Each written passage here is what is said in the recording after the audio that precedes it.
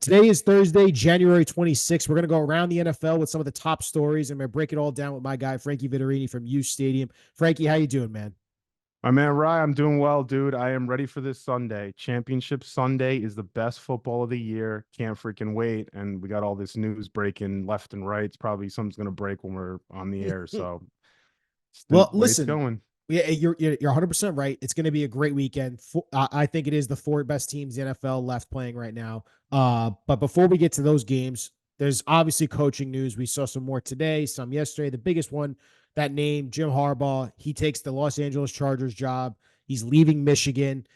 He's going to pair himself up with one of the best quarterbacks, young talents in the NFL, and Justin Herbert. So when you saw that Harbaugh was going to take that job and come back to the NFL and hopefully for him conquer that NFL demon that he's wanted to win that championship here, what'd you make of that news?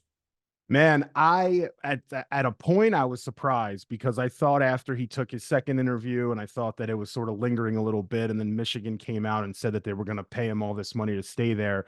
I thought he was going to stay in Michigan. I thought they were going to give him a boatload of money. I thought he wasn't going to end up, taking that job, and he did. I think it's a great move for LA. I think they're getting a guy that's going to be able to rebuild that team, and I do think they're in a little bit of a rebuild. They have a bunch of pieces that they need to fill. They have players like Austin Eckler that's apparently going to hit free agency. So they have a lot of work to do, but they got the quarterback. So I wasn't surprised that he went there at the end of the day because of Justin Herbert. And it's going to be a lethal combo right there, head coach and quarterback. Yeah, when you talk about Harbaugh, a guy with a record of 44-19-1 when he was with the 49ers, people forget about that. 5-3 in the playoffs, obviously lost in the Super Bowl. I mean, the guy isn't, he's successful. He wins wherever he goes.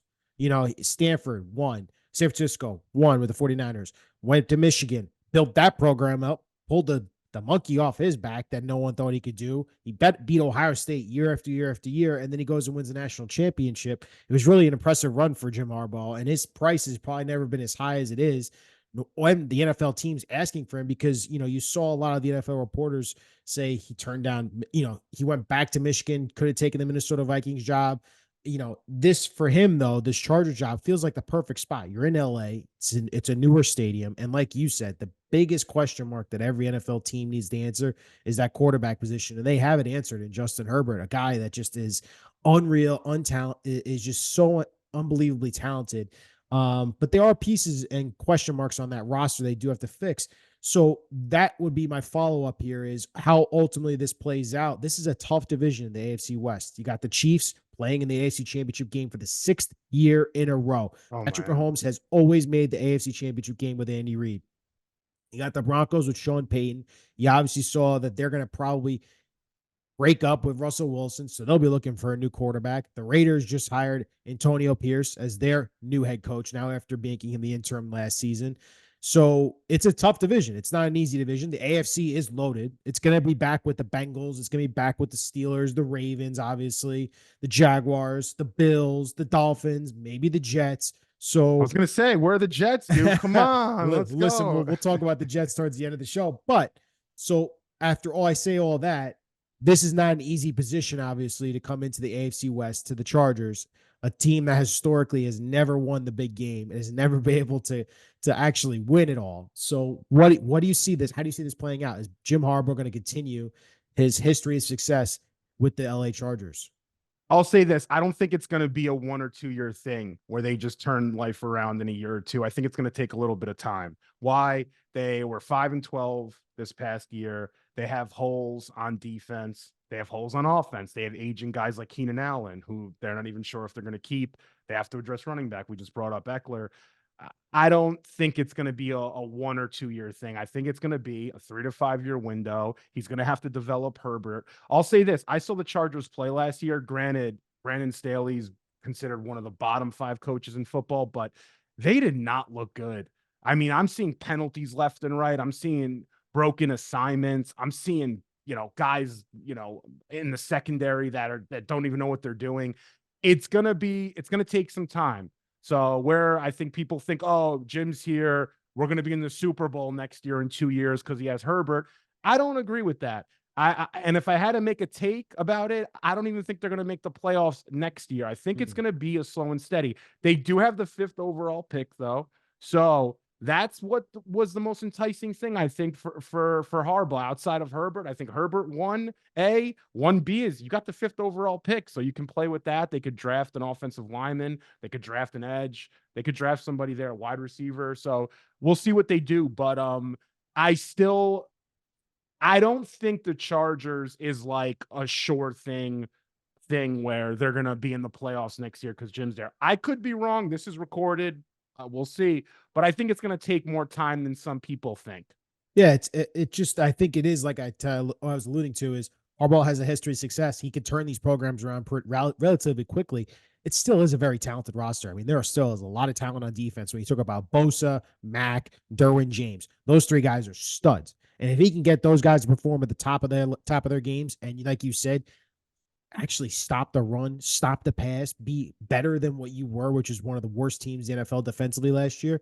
And like you said, the 5th pick, hey man, if they go get, I don't think Marvin Harrison's getting past that 4th pick from the Cardinals, but if you can get like a Roma Dunes or you get the top offensive tackle like a Joe Alt, they're gonna be a very good team. And don't be surprised. I'm just telling you right now, Frankie. I'm gonna call it right now.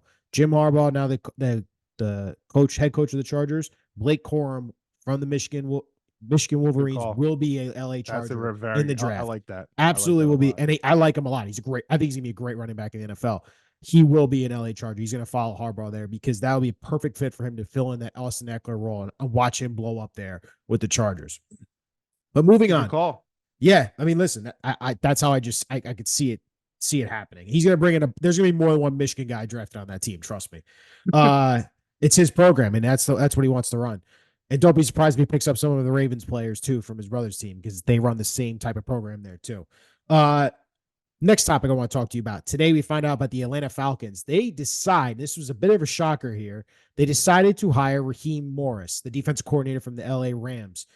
They had 14 candidates interview for this Atlanta Falcons job. We know that there is a lot of talent on that offense. There are some talented players on the defense. They have a top pick. There's some cap space to play around with. So it's a desirable job in a very, very weak, you want to talk about the opposite from the AFC West to the NFC South, it is a very weak conference and very, very weak division. They go with Raheem Morris instead of Bill Belichick. And now Bill Belichick is out there looking. I only have 2 possible jobs. I have the Seattle Seahawks and I have the Washington Commanders. And right now, by the looks of it, they haven't even interviewed him yet. And there's a good chance he's not getting either of those jobs. So, Frankie, what'd you make of that news? Listen, man, I was stunned at that. I was more stunned, I think, that actually they hired Raheem Morris than that they didn't hire Bill Belichick. I didn't think Raheem Morris was even a candidate for most of these teams. So that was something internal. That's something they did with their process, with their GM and their owner. I think Bill maybe wanted a little bit too much control, as we were discussing even before the show. And Raheem Morris is someone being a defensive guy that was going to let them sort of have a little bit more say in what the offense maybe wanted to do. There were rumors that Bill wanted a Kirk Cousins or didn't want to go into the draft without signing a quarterback. So I think that had something to do with it also. But yeah, man, I don't know what to make of this. There's nothing there that I'm gonna say is bad or good. Raheem Morris, he's been around for a while. He has been a head coach. He's been an interim head coach. He has struggled as a head coach, but he's very experienced. He has respect from people around the league. But yeah, I think for Bill specifically, I think he's going to take the year off. I think he's going to go relax in Nantucket, pop back a few cold ones, kind of let things sort of settle out, wait a year, and then he'll come back maybe next year and take another job that makes more sense for him. I don't see the Seahawks or the Commanders making a run at him. I would see the Commanders more if I had to pick one or the other. They're more of a team that's looking for someone to come in and sort of take control of the team, but I don't know if Bill wants to go down to But DC and coach that's over my there. one thing I would think about why the Commanders wouldn't want to hire him is because they just hired their new GM and Adam Peters, who came from the 49ers. And I feel like he's going to want to bring in one of his own guys from that Good point. Shanahan system, probably to run the offense with the young quarterback that they're going to take at number 2. Sorry, the number 3 pick, right? Well, where the heck are they picking the Commanders? Are they picking 2 or 3? I forgot now. This is driving me crazy. They're picking two. They're The picking two, Patriots right? pick three. Yeah, Yeah. Patriots are three. So they're going to pick a quarterback. They're going to take most likely a Drake May or Caleb Williams, whoever falls there too. So I feel like he's going to want to pick a head coach that he knows can run that Shanahan system, that can develop that quarterback they're going to take.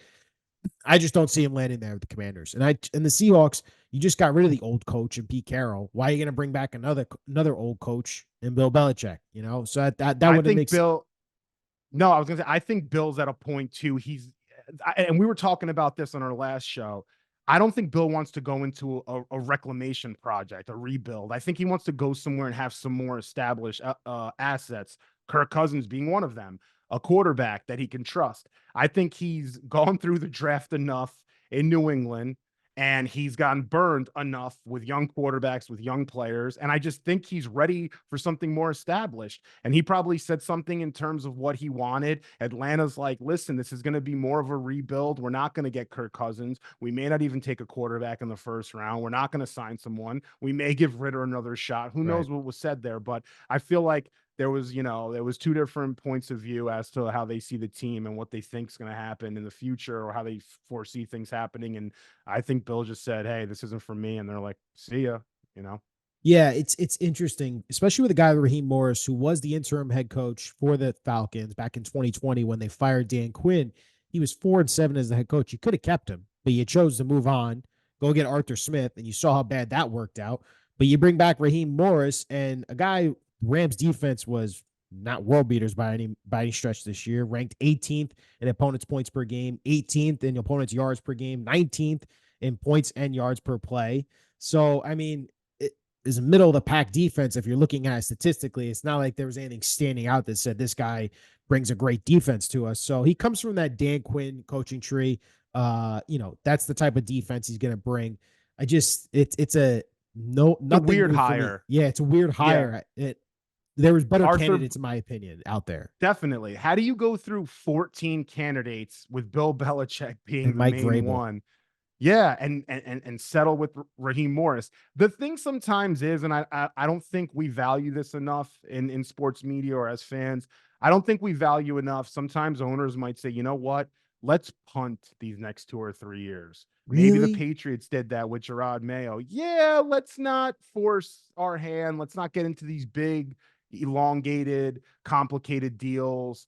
Let's not spend all this money. Let's wait, and we're gonna suck for a few more years, and then we'll figure out what's next. I know for Arthur Blank, he's 81. Maybe that doesn't make sense, but I think sometimes it's a longer play than we give it credit for. Some of these owners, like they want to win, but to them, some smart owners too, they think about winning in 5 years. Some teams aren't in a position to win next year. The Falcons aren't, even with Belichick. I mean, where were they going to go? So they're I like, mean, you if know they got what? a quarterback there, I think they win that division. To be honest with you, that Uh, division's so bad. It is so bad. yeah, you win that division though, and then what's kind of next? I mean, The I don't know. It's Buccaneers won a just some playoff team. game. The Buccaneers won a playoff game this Yeah, year. the Bucks had some pieces though that I think are better. They have better quality, players on offense. I I don't know. think, Drake London, Bijan Robinson, Kyle Pitts. People love these players. They're talented as heck. They just couldn't get anything out of them. Not, I shouldn't say get Yeah. anything out of them, but they couldn't get what they projected to get out of them, really. Yeah, I mean, I don't know. I'm not going to compare, but I'm saying, like, if you look at Tampa and what they had going on there with Mike Evans, Godwin, even their running back White is awesome. Like, they have a bunch of different pieces. They have a really good O line. Not to say Atlanta doesn't, but with Baker there, and yes, a weak division, I understand, but the upside, I just, without the quarterback, and if they didn't want Kirk Cousins to come in, Right. where were they going to go? I Where, think who are you that going to was get? So that might have been the ultimate deciding factor for Arthur Blank and Rich that's McKay what I think it was was. what's your quarterback plan? What do you want to do? Do you want to Definitely. draft or do you want to sign someone? Or are you going to develop? How you can bring back Ritter? So I think that was the biggest, probably the answer. We'll find out how the Falcons truly do want to address that. And speaking of the Buccaneers, we saw Dave Canales take the Panthers job today Oof, too, which was another shocker my in my man. opinion. Good looking guy, by the way, Dave Canales. Nick's always like, why I like him? Because he's a good coach. He's a good looking guy. I'm like, all right, Nick. Nick's my partner at U Stadium, but business But he partner. stays in the NFC South, goes from the Buccaneers to the Panthers. So I thought that was interesting too. And he's going to have I'm assuming a short leash with this owner, David Tepper, and he probably Oh wants to man. see instant results with Bryce Young, who had a horrible rookie season and is going to have to show some signs of improvement this year. That's what the hire was. Dave Canales. You made Gino work in Seattle. You made Baker work in Tampa. Come over here, big boy or medium-sized boy. Come over here, and you're gonna help out this guy, Bryce Young, the little boy. You're gonna Fix help my out the little offense. boy. Yeah, that's what I think it was. I think, Yeah.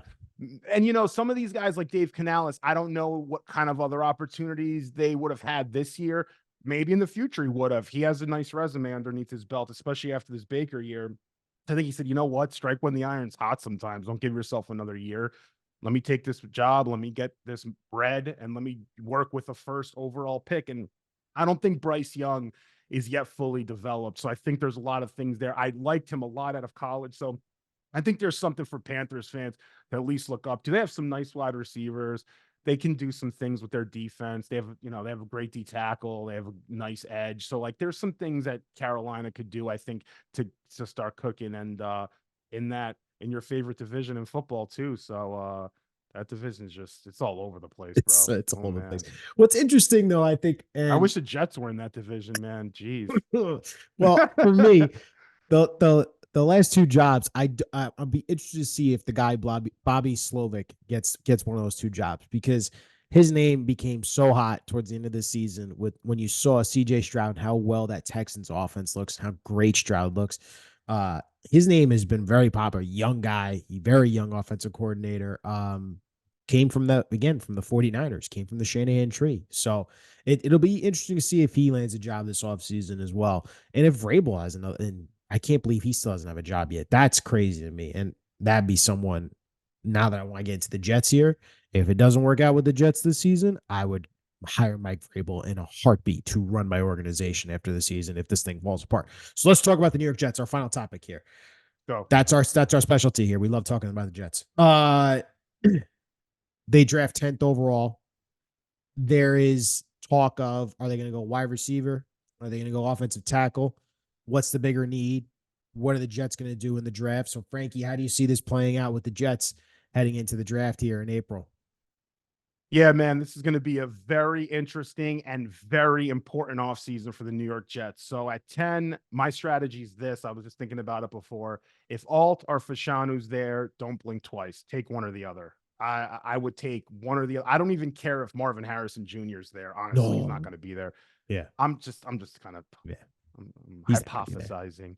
But I would I would take Alt or Fasciano. You need a left tackle. Now, there are rumors about Fuaga. There was a recent mock by Jeremy Fowler where we took Fuaga over Fasciano. I don't agree with that necessarily. I want a prototypical left tackle. Yeah. Fuaga's a right tackle, and he could transition into a left tackle like Tristan Wirfs did in Tampa.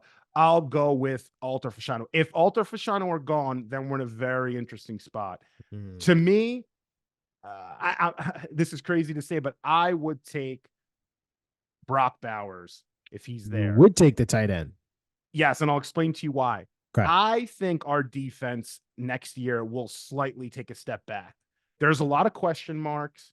DJ Reed, Bryce Huff's going to be gone. JFM, we need to restructure. We need to see what's going to happen there. CJ Mosley's another year that he's getting older. These safeties, Whitehead, they're all he's a free agent. new deals. He's a free agent. It's a situation where, and I always think of it, I'm a very law of averages person. The fact that we were top 3 on defense 2 years in a row, I don't think we're going to be it again 3 years in a row. And so extremely healthy too. Those two, both of these seasons. 100%. So now the fact that I'm projecting our defense to be 7 to 10, which is still very good. Still very good. We can't afford to have an offense that is going to score 20 to 24 points. Which was good enough this year. We're going to need an offense that's going to be able to score 24 to 27 to 30 points. So I want a guy, and if the O-line isn't completely put together, I think Rodgers and Hackett are going to want to get the ball out fast. And the best yak player, in my opinion, one of the best yak players in this draft, yards after catch, is Brock Bowers. I'm not the biggest fan of his as a prototypical tight end. I've liked guys like Hawkinson and even Kincaid more because they're more vertical minded, or more the focus of their game vertically is a little bit more refined there. But Brock Bowers, you can just give this guy an out and he's going to be able to make, he's going to be able to make the chains move, similar to what George Kittle. I think we need that. I don't like our tight end situation. I'm not convinced with Ruckert. I don't want to go in seeing Conklin score 0 touchdowns again like he did this year. Granted, it's not going to happen, but come on, like, we got to upgrade. I don't necessarily, I want a wide receiver, but I want one later. So I'm looking down. We don't have a second round pick. I'm looking at the 3rd and 4th round. There's guys like Roman Wilson, Brendan Rice. I love Cowing, wide receiver out of Arizona, Jacob Cowing. Dude, he's a slot guy. We need guys that we can get the ball out quick to, and they can make magic happen. Rodgers, you don't want him to go back there, even though he likes to go back there and just wait around and throw it down the field. Lazard's going to be running streaks. Garrett Wilson's going to be doing a little of everything. We need a slot receiver. I don't want Xavier Gibson getting many looks. We don't want to overuse Breece Hall in the passing game. You got to look at guys like that. McConkey out of Georgia. You need to look at a slot receiver in round 3 or round 4 that's going to be able to play with Lazard, unfortunately, and Garrett. You draft one of the tackles or Bowers. If they're both gone, I don't know. You got to figure out, maybe you go wide receiver there and then later on you go tackle. But you cannot address the line in free agency only. It is dangerous. It's not a smart move. Offensive linemen always get signed if they're good enough by the teams that they're on. It's very important. You don't see guys that are just available. Yeah. I mean, you see once Armstead was available, the Dolphins paid him a boatload. He might retire, actually. You don't really see it often. So get the lineman at 10. I go Alt Fashanu, Bowers, and then, maybe the next best offensive lineman. If you really like one of these receivers, I haven't done enough research Roma yet. Dunes, does that name do anything for you? It does, man. Malik I'm just Neighbors? a little concerned. I'm concerned in that offense and him playing with Penix and how high volume it was. Maybe that kind of padded him up a little bit. Like, is Garrett Wilson a Dunes, Lazard, and then you're going to go into free agency trying to address tackle? I mean, there's some guys that could get cut. Charles Leno Jr. Like, there's some guys, but like, I don't know, man. We'll see what happens. Well, there's a guy who's an all-pro left tackle when he's healthy. He's going to be a free agent. I know you're talking Tyron about Smith. Ever heard of him? Sir. Yeah. Yeah, I would love Veteran. him. The thing is, he's got a back problem. I know. And Jerry Jones and him are like a family. So I hear you. Part of me thinks the Cowboys have to pay Dak Prescott, obviously. He's got 1 year left on his deal. He's due for a new contract. They have a lot of he's a free agent, Tyron Smith, first off. And they have a lot of hard looked at their salary cap because they're even more tight than we are right now as Jets fans. With this I have Jets another team. name for you, an all-pro left tackle. Not recently all-pro, but was an all-pro for a long time and one of the best pass blocking tackles we've seen in the last 20 years. David Bakhtiari, Mr. Chug Your Beer. He's not boy. A free agent. You got to trade for him. Yeah, but he may want to come here in Green Bay. Of course he's going to want to come here. But they had success without him. They may be ready to trade him for nothing, or they may, I don't know what else they may cut him. Here's my thing. And this is where you get into that game of now Green Bay's going to hold you hostage. I'm like, I know he wants to go to play with his buddy Aaron, but we're not going to trade him for anything less than another second round pick. And you're going to be like, what? Look at his contract. The guy's barely played any football the last 3 seasons. You can't bring David Bakhtiari on unless they're giving. He did play in 2022 a little bit. He had some snaps. I hear you, Frankie, but I think you're playing even more gamble with the dice if you're getting a guy like David Bakhtiari who could barely stay on the field with a chronic knee issue. Or you go get Tyron Smith, a guy that played all this past season, played great football this past season, and can still do it at this age. And he's going to stay. He's going to be your stalwart left tackle that takes a little bit of pressure off you in that first round.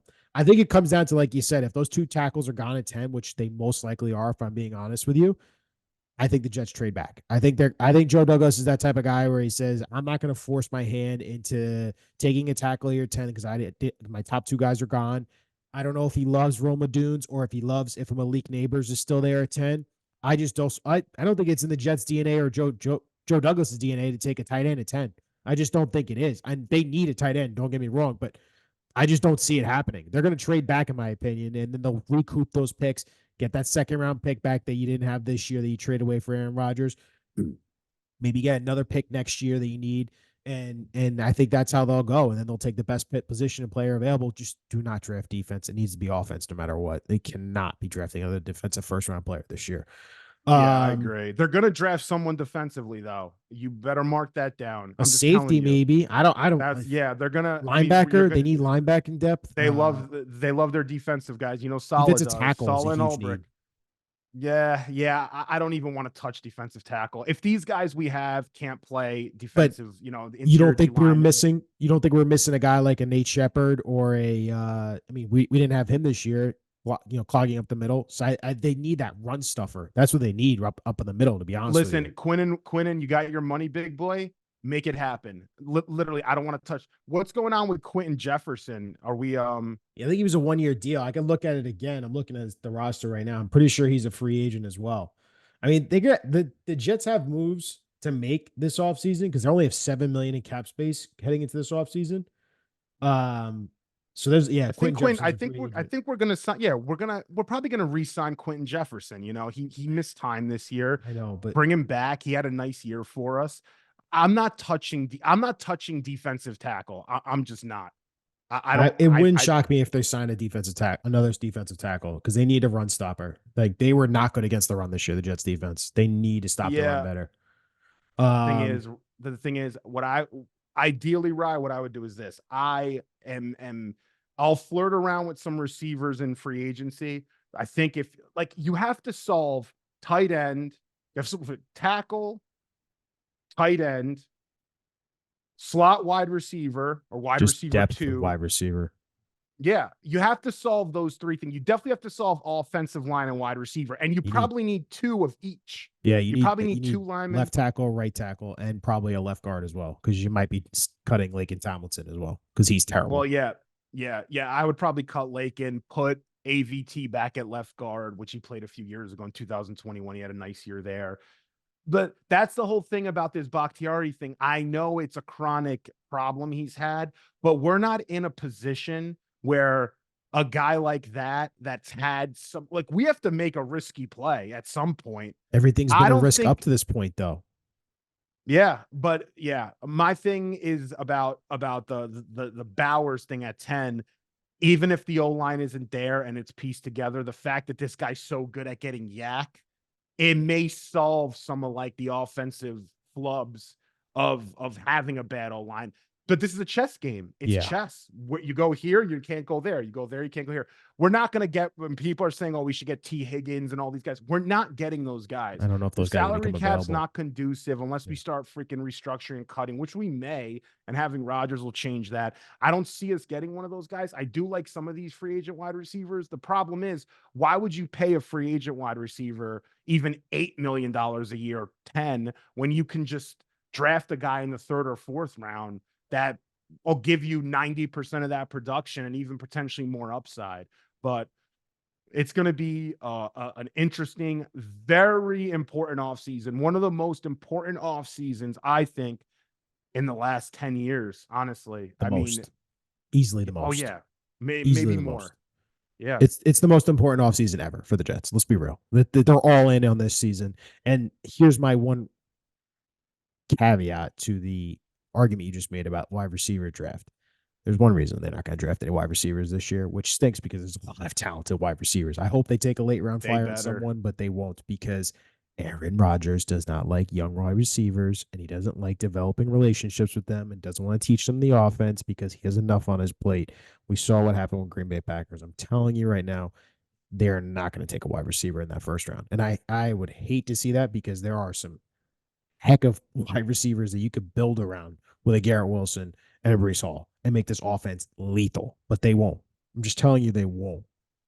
Yeah, no, I mean, at 10, I don't see it happening. So, but I think if you can give this guy a tight end, you give this guy Bowers, if he drops, I would take a look there. I would not look at, and people are saying let's stick with the 3rd best offensive tackle. Okay, that's fine. You're going to reach though for Fuaga at 10. You're going to reach for JC Latham, which I don't want. You're going to reach for Mims. Like these aren't sure things. And if you miss on that pick and you don't have a second rounder and a third round, what are you doing? Where are you going to spend the money in free agency? You want to trot out there with a decent rookie tackle, Tyler Conklin, and your wide receiver 2 is still Lazard? They cannot do that. They cannot. No way. I hear you. I hear you, Frankie, but that is going to be and they probably will. That's that's what we're going to be looking forward to see how they address it, man. Obviously, we still have a couple months here before free agency starts, and we'll be all over it once it does. Frankie, thank you so much, man, for joining me and talking about all the news around the NFL, man. By the way, I got a gift for you, man. We got these new U Stadium hats in store. Ooh. So I'm going to send you one. I'm not going to send you this one because I put it on, but I bought a bunch. So I'm going to send you this little guy or this hat guy. And I got some coming in. So got you set up, man. You're the man, Frankie. Frankie Vittorini from You U are, Stadium. man. Appreciate you, buddy. Thanks, brother.